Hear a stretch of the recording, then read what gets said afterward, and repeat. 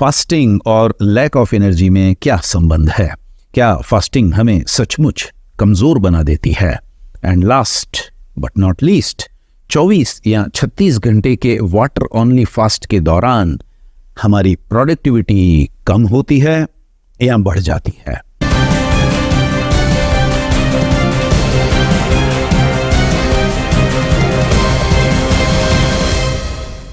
Hello and welcome to nourishing Kaka. अब fasting या उपवास के बारे में एक बहुत ही कॉमन मिसकंसेप्शन है, और वो ये कि फास्टिंग करने से आपकी बॉडी में किसी दूसरे काम को करने की ताकत नहीं रहती। कई लोग सोचते हैं कि यदि वे फास्ट करेंगे तो शायद सुबह सवेरे बिस्तर से भी नहीं उठ पाएंगे, और बिस्तर से उठ भी गए तो शायद खड़े होते ही उन्हें चक्कर आ जाएंगे और वे गिर जाएंगे। कुछ लोगों को डर लगता है कि उन्हें उस दिन ड्राइविंग करने में तकलीफ होगी और शायद उन्हें कार ड्राइव करते करते कोई चक्कर वक्कर आ जाए, वर्टिगो की फीलिंग हो। इसी तरह से कई लोगों को डर लगता है कि शायद उस दिन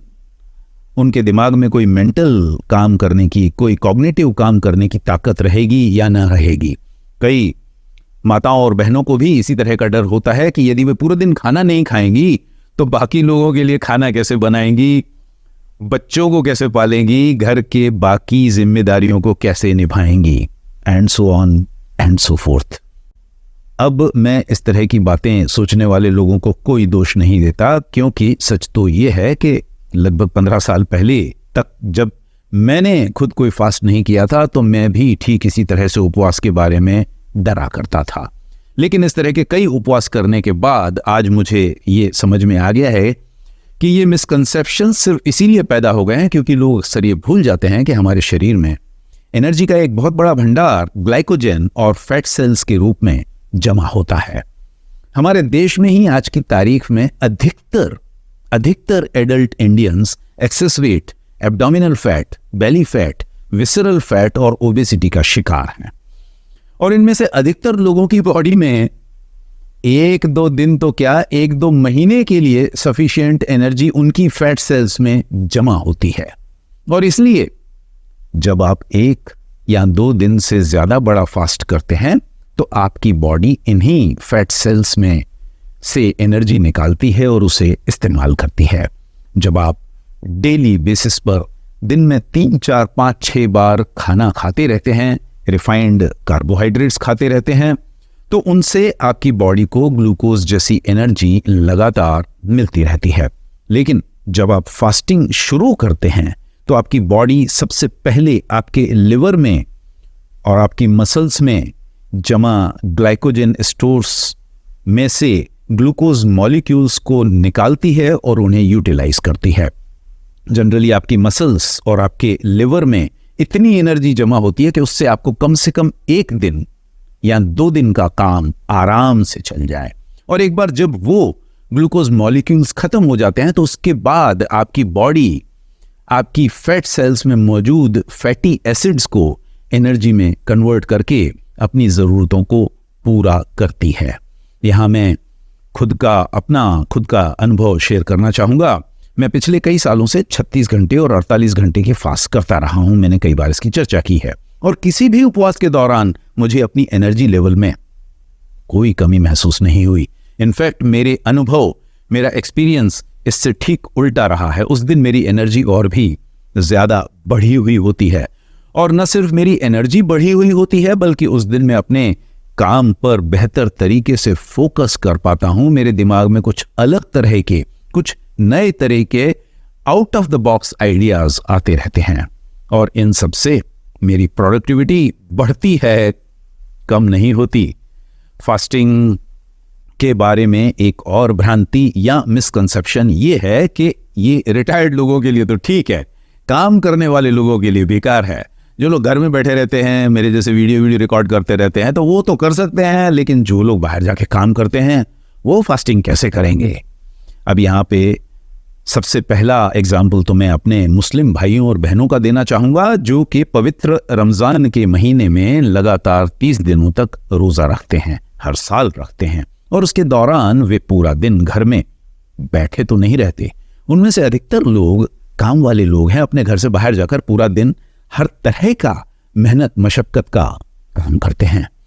और इनफैक्ट उस दौरान भी वे पानी तक नहीं पीते। और इन सब के बावजूद वे न सिर्फ अपने 30 रोजे पूरे करते हैं बल्कि उन दिनों में वे अन्य दिनों के मुकाबले थोड़े ज्यादा खुश भी दिखाई देते हैं। इसी तरह से हमारे हिंदू भाई बहन नवरात्रि के दौरान लगातार 9 दिनों तक प्रतिदिन उपवास करते हैं और उसके दौरान वो लोग भी घर में बैठकर सोफा पे या बिस्तर में लेटकर तो अपना टाइम पास नहीं करते, वे भी घर से बाहर निकलकर दुनिया भर के कामों को अंजाम देते हैं और उन्हें देखकर आपको ये ख्याल भी नहीं आता कि इस भाई या बहन ने पिछले 24 घंटों के दौरान कुछ भी नहीं खाया है। इसी तरह से हमारे जैन भाई बहन कई रिलीजियस इवेंट्स के दौरान हर तरह के उपवास करते हैं और कभी कभी लंबे उपवास करते हैं। और ये बात मुझे बताने में कोई हिचक नहीं है कि ये सब लोग भी जिस दिन उपवास करते हैं उस दिन छुपकर वे घर में नहीं बैठे रहते। ये सब काम धंधा बिजनेस ही करने वाले लोग हैं, अपने घर से बाहर निकलकर हर तरह के लेबोरियस जॉब्स करते हैं, ड्राइविंग करते हैं, ट्रैवलिंग करते हैं, हाई स्टेक डिसीजंस लेते हैं, इंडस्ट्रीज चलाते हैं, बच्चों को संभालते हैं, ऑफिसेज मैनेज करते हैं, ऑफिस में अपने बॉस द्वारा की गई इंस्ट्रक्शंस को फॉलो करते हैं और अपने जूनियर्स से भी काम करवाते रहते हैं, जो कि आसान नहीं होता। इसी सिलसिले में मैं अपना पर्सनल एक्सपीरियंस भी आपसे शेयर करना चाहूंगा कि जब मैं खुद वाटर फास्टिंग करता हूं तो मैं पूरा दिन घर में तो खैर नहीं बैठा रहता, कई बार मुझे काम के सिलसिले में बाहर जाना पड़ता है और उस दौरान मैं सिर्फ एक ही कोशिश करता हूं कि हमेशा मेरे आसपास पानी की एक बोतल मौजूद हो और उस पानी की बोतल में मैं थोड़ा सा पिंक हिमालयन सॉल्ट या कोई भी नॉर्मल नमक डालकर रखता हूं पानी के साथ, जिससे कि मेरी बॉडी में पानी की कमी न हो और मिनरल्स की कमी भी न हो। ये छोटी सी सावधानी लेने के बाद मैं अपने फास्टिंग वाले दिन पर ठीक वैसे ही काम करता हूं जैसे उन दिनों में जब मैं फास्टिंग नहीं कर रहा होता या जब मैं खाना खा रहा होता हूं।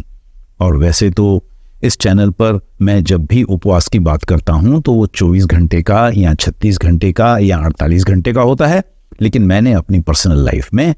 15 दिन के, 17 दिन के और 21 दिन की फास्टिंग भी की है। और जैसा कि आप समझ सकते हैं कि उन 17 या 21 दिनों में उनके दौरान मैं पूरा समय घर पर ही तो नेचुरली नहीं ही पड़ा रहता हूँगा, मुझे घर से बाहर जाकर के अक्सर काम करना पड़ता था, कुछ ना कुछ ड्यूटीज़ होती थी, फैमिली रिलेटेड, सोसाइटी रिलेटेड, दुनिया भर के काम करने होते थे। लेकिन घर से बाहर जाने के बावजूद, हर तरह का मेहनत मशक्कत का काम करने के बावजूद, मेंटल और कॉग्निटिव वर्क करने के बावजूद मुझे लैक ऑफ एनर्जी कभी भी फील नहीं हुई। अपने डेली फंक्शंस को परफॉर्म करने में मुझे कभी भी कोई परेशानी नहीं दिखाई दी। इनफैक्ट आज मैं जिस वक्त ये वीडियो रिकॉर्ड कर रहा हूं उस वक्त मैं ऑलरेडी पिछले 2 दिनों से लगातार वाटर फास्ट कर चुका हूं